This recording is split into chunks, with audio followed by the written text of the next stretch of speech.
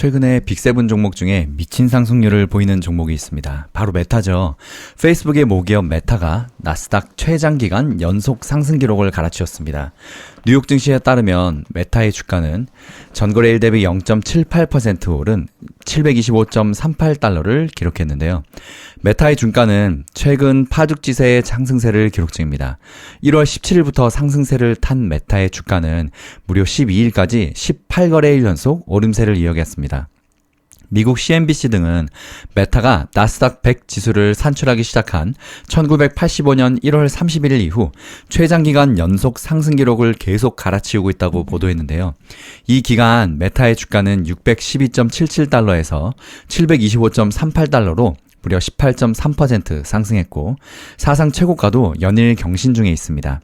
그 결과 시가총액은 1조 8,370억 달러로 구글의 모회사 알파벳 2조 2,500만 달러에 이어서 나스닥 시총순위 6위에 이름을 올렸습니다.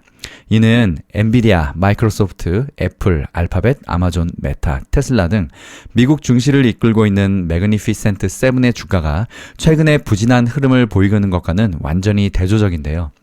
메타의 주가 상승 동력은 큰 수익성에 있습니다. 인공지능 AI에 수백억 달러를 투자하고 있는 마이크로소프트와 구글은 언제 수익을 볼 수 있을지 불투명하지만 메타는 그렇지 않은 상황인데요. AI 효과가 곳곳에서 나타나고 있습니다. 콘레드 반 티에노벤 리버파크 캐피털 포트폴리오 매니지먼트는 메타는 광고 타겟팅 등에 즉각 영향을 미치는 AI 솔루션에 돈을 썼다며 그 결과 더 빠른 성장과 사용자당 평균 수익 증가를 가져왔다고 합니다. 혹시 페이스북이나 인스타그램을 하시는 분들은 진짜 공감하실 거예요. 예를 들어서 저 같은 경우는 이제 최근에 아들이 나왔는데 저는 뭐 출산용품이나 이런 것들 별로 검색하지도 않거든요.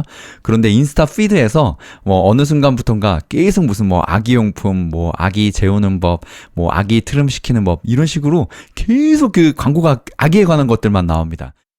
저의 최근 쇼핑 패턴이나 아니면 이제 네이버에서 검색하는 그런 검색어들을 기반으로 이걸 타겟팅해서 제가 관심을 가질 만한 것들에 맞춰주는 건가 봐요. 그런데 최근에 몇 달 사이에 이 광고 정확성 진짜 많이 올라갔더라고요. 제가 예를 들어서 애기 울면 재우는 법 이런 것들 검색 많이 했는데 진짜 정확하게 그거에 관련된 광고나 영상들만 나오더라고요. 이렇게 다른 종목들과 달리 메타 같은 경우는 AI에 쏟아부은 돈들이 벌써 광고로 더 정확한 광고를 타겟팅해서 수익이 나타나고 있기 때문에 주가가 올라가는 거죠. 실제로 메타의 지난해 4분기 매출액은 483억 9천만 달러로 전년 대비 21%나 증가했습니다.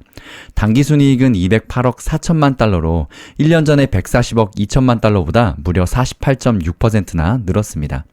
이를 발판으로 메타는 올해 AI와 대규모 데이터 센터를 구축하는데 최대 650억 달러를 투자할 계획이라고 밝혔는데요.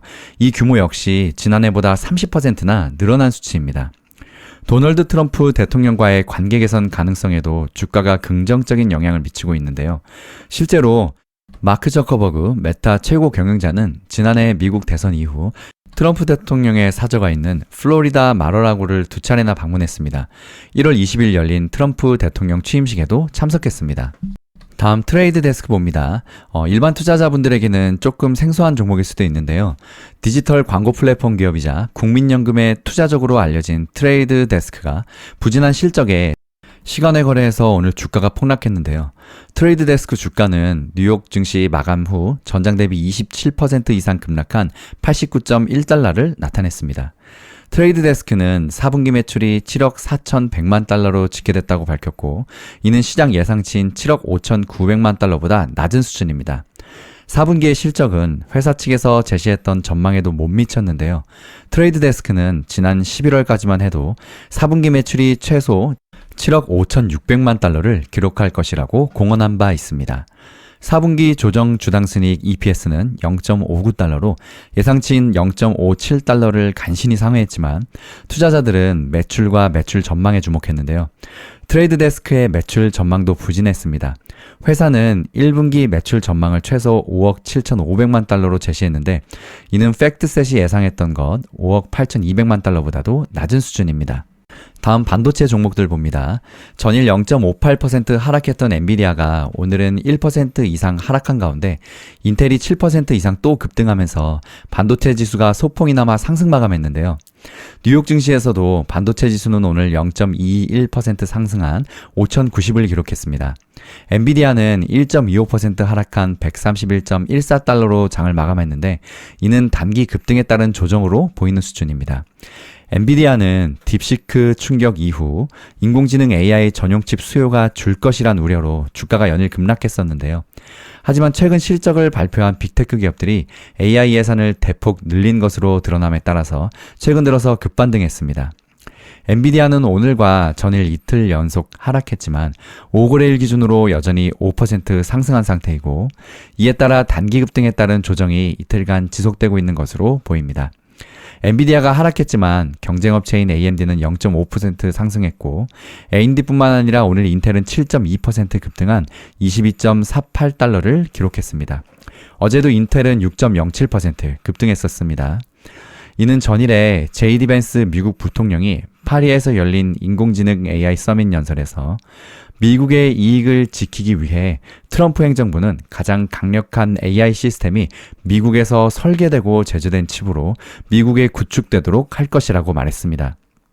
엔비디아 등 대부분 미국 반도체 회사가 반도체 설계만 하고 대만 TSMC 등의 위탁 생산을 하는 데 비해 인텔은 반도체를 직접 생산하기도 합니다.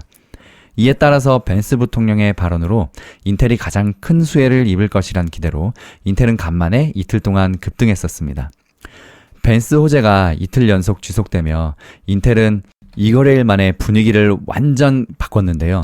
그런데도 불구하고 지난 1년간 인텔은 아직도 49% 정도로 폭락한 상황입니다. 인텔 이외의 다른 반도체들은 혼조세를 보였는데요. 퀄컴은 0.99% 하락했고 브로드컴은 0.56% 상승했습니다. 인텔이 선전함에 따라서 엔비디아의 하락에도 오늘 반도체 지수는 소폭이나마 상승 마감에 성공한 것으로 보입니다. 다음 기름값 봅니다. 국제유가는 러시아와 우크라이나 전쟁 휴전 가능성이 커지면서 급락했는데요. 뉴욕 상호거래소에서 군얼물인 3월 인더분 서부산 텍사스산 원유 WTI는 전장 대비 2.66% 하락한 배럴당 71.37달러에 거래를 마감했습니다.